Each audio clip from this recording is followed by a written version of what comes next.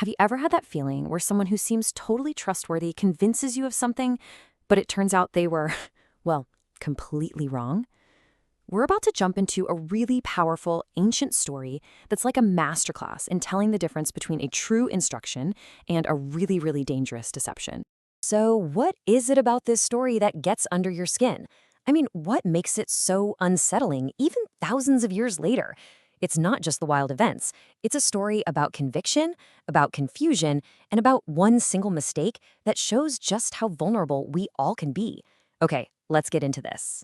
So our story is all about this prophet, a man whose whole job is hearing directly from his source of truth.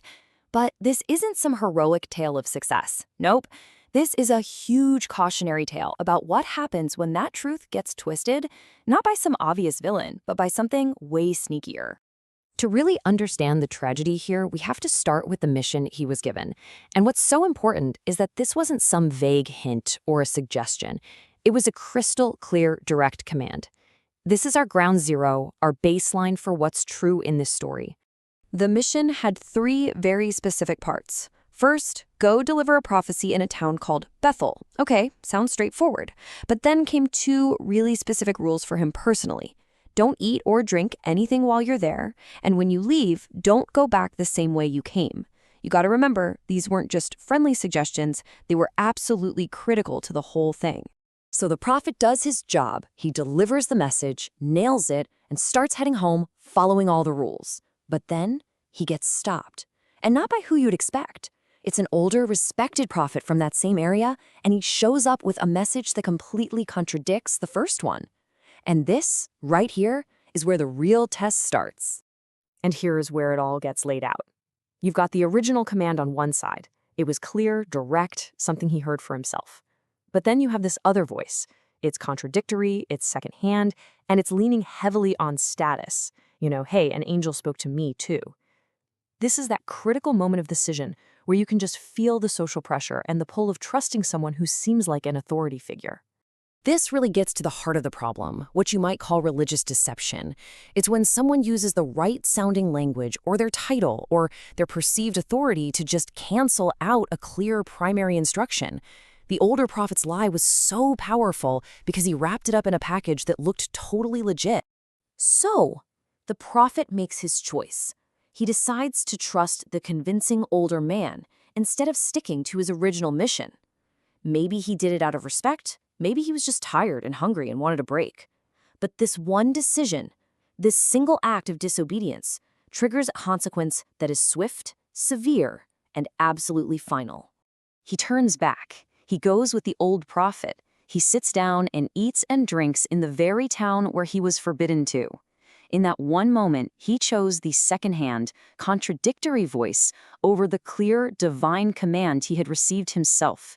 He essentially traded his own conviction for someone else's claim. So he chose to believe a very convincing lie, and in doing that, he broke a direct order. The story just hangs there for a moment, asking this really chilling question. What actually happens when a divine instruction is ignored? And the answer is just shocking and absolute. On his way home, this same prophet who had just spoken with divine authority is killed by a lion on the road. The weight of his choice becomes brutally clear. He listened to the wrong voice, and it cost him literally everything. Now, this isn't just some strange ancient story meant to spook us.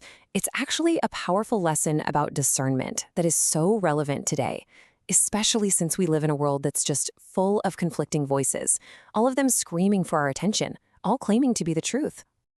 So the real question for us becomes, how do we keep from being misled? Especially when the deception comes from people or sources that seem so credible, so trustworthy. Well, this ancient tale actually gives us a pretty practical roadmap for how to honor the right voice in the middle of all that noise. The big takeaway here is that we have to be vigilant. This means we need to test every new message against the original, clear instruction we've already received. It means prioritizing our own direct, personal conviction over someone else's secondhand claim. And this is a big one. We have to remember that a fancy title or a position of authority does not automatically equal truth. We should always be on high alert for any voice that tries to cancel out a clear foundational instruction we already have. Because ultimately, just like that prophet on the road, we all have these moments of decision where different voices are competing for our trust. This story really forces us to ask ourselves, when you're faced with a clear directive and a very convincing contradiction, which voice are you going to follow?